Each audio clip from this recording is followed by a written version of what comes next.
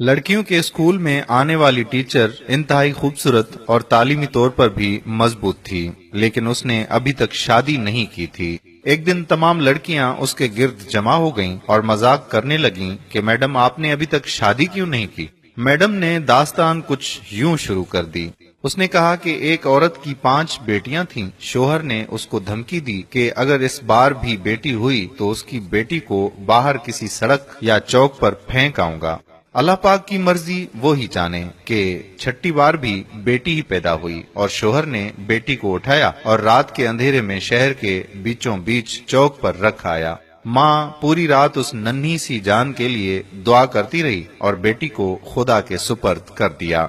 दूसरे दिन सुबह वालिद जब चौक से गुजरा तो देखा कि कोई बच्ची को नहीं लेकर गया। बाप बेटी को वापस घर लाया, लेकिन दूसरी रात फिर बेटी को चौक पर रख आया। ये अमल वो रोज करता रहा। हर बार वालिद बाहर रखा था और जब कोई लेकर नहीं जाता तो मजबूरन वापस उठा लाता, यहाँ तक कि उसका बाप थक गया और अल्लाह की मर्जी पर राजी हो गया। फिर अल्लाह ने कुछ ऐसा किया कि 1 साल बाद माँ फिर पेट से हो गई और इस बार उनके यहाँ बेटा हुआ, लेकिन चंद दिन बाद बेटियों में से एक की मौत हो गई। यहाँ तक कि माँ 5 बार पेट से हुई और 5 बेटे हुए, लेकिन हर बार उसकी बेटियों में से एक इस दुनिया से चली जाती। सिर्फ एक ही बेटी जिंदा बची और वो वही बेटी थी जिससे बाप जान छुड़ाना चाह रहा था। माँ भी इस दुनिया से चली गई और इधर 5 बेटे और 1 बेटी सब बड़े हो गए।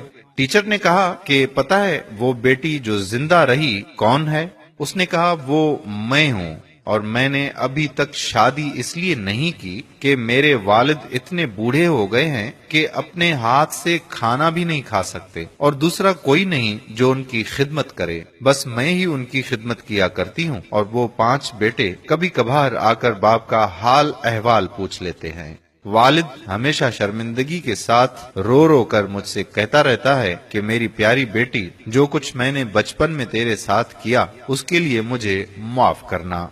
टीचर कहने लगी कि मैंने कहीं बेटी के बाप से मोहब्बत के बारे में एक प्यारा किस्सा पढ़ा था कि एक बाप बेटे के साथ फुटबॉल खेल रहा था और बेटे का हौसला बढ़ाने के लिए जानबूझकर हार रहा था।